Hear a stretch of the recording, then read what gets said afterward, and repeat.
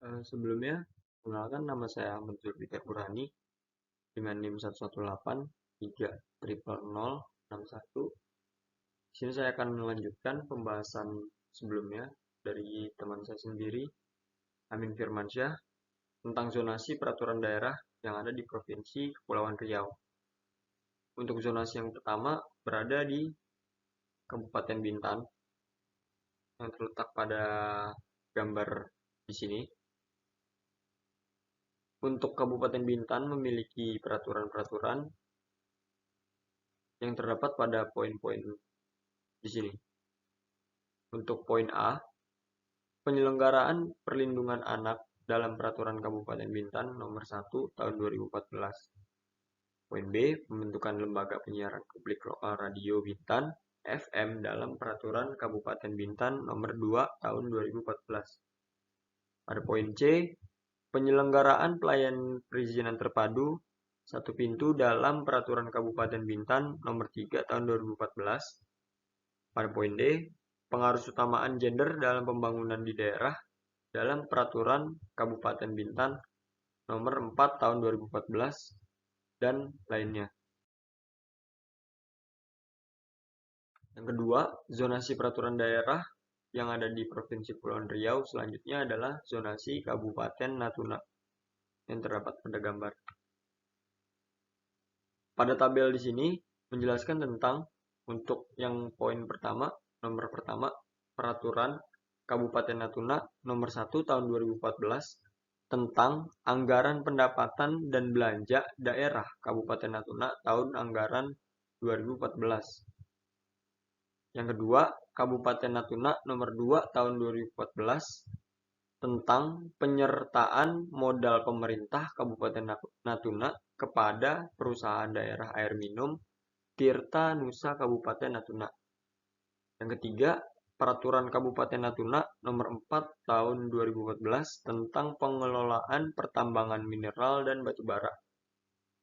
Yang keempat, Peraturan Kabupaten Natuna Nomor 5 Tahun 2014 tentang pengelolaan air tanah. Yang kelima, Kabupaten Natuna Nomor 6 Tahun 2014 tentang sistem pengelolaan pembangunan partisipatif Kabupaten Natuna. Yang keenam, Peraturan Kabupaten Natuna Nomor 7 Tahun 2014 tentang pengelolaan barang milik daerah. Yang ketujuh, Peraturan Kabupaten Natuna Nomor 8 Tahun 2014 tentang penyelenggaraan perlindungan anak Kabupaten Natuna.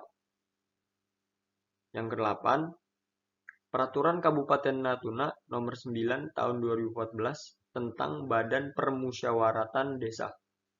Yang kesembilan, Peraturan Kabupaten Natuna Nomor 11 Tahun 2014 tentang susunan organisasi dan tata kerja Satuan Polisi Pamong Praja Kabupaten Natuna.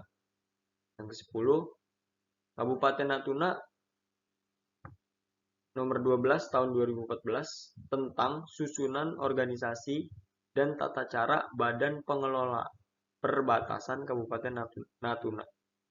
Yang ke-11, Peraturan Kabupaten Natuna Nomor 2 Tahun 2013 tentang pedoman izin mendirikan bangunan.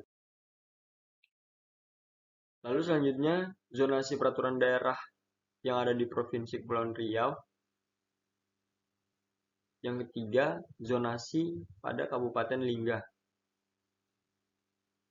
Dari Kabupaten Lingga sendiri, yang terdapat pada tabel, untuk yang pertama, berisi tentang Peraturan Kabupaten Lingga Nomor 19 Tahun 2010 tentang bea perolehan hak atas tanah dan bangunan. Yang kedua, Peraturan Kabupaten Lingga Nomor 9 Tahun 2010 tentang pendirian dan pengurusan perusahaan daerah (EVAF) membangun. Yang ketiga, Kabupaten Lingga Nomor 10 Tahun 2010 tentang pembebasan pungutan retribusi penggantian biaya cetak kartu tanda penduduk dan akta kelahiran. Yang keempat, Peraturan Kabupaten Lingga Nomor 11 Tahun 2010 tentang pajak parkir. Yang kelima, Peraturan Kabupaten Lingga Nomor 12 Tahun 2010 tentang retribusi izin gangguan. Yang keenam, Peraturan Kabupaten Lingga Nomor 13 Tahun 2010 tentang pajak reklame. Yang ketujuh, Peraturan Kabupaten Lingga Nomor 14 Tahun 2010 tentang retribusi pelayanan kesehatan. Yang kedelapan, Kabupaten Lingga Nomor 15 Tahun 2010 tentang retribusi izin mendirikan bangunan. Pada kabupaten yang lain, kami berdua tidak menemukan tentang peraturan daerahnya seperti Kabupaten Tanjung Pinang, lalu Kabupaten Batam atau Kota Batam, dan Kabupaten Karimun. Kami tidak menemukan peraturan perundang-undangannya. Oleh karena itu, kami menjelaskan tentang 3 pembagian zonasi daripada Provinsi Kepulauan Riau sendiri. Untuk selanjutnya, terdapat opini Undang-Undang Cipta Kerja yang sudah kami simpulkan, yang terdapat pada paragraf ketiga, yaitu Undang-Undang Cipta Kerja ini sebenarnya bertujuan untuk memberikan lapangan yang cukup atau luas kepada masyarakat-masyarakat Indonesia. Dan masyarakat-masyarakat tersebut bisa mendapatkan perlindungan kerja terhadap para pekerja dan buruh. Namun, dalam poin-poin tertentu yang terdapat pada Undang-Undang Cipta Kerja, banyak salah diartikan oleh masyarakat dan menyebabkan konflik antara pemerintah dan masyarakat itu sendiri, sama bagi para pekerja dan buruh. Mungkin itu saja yang bisa kami sampaikan terkait presentasi kali ini. Kurang lebihnya kami mohon maaf. Saya tutup.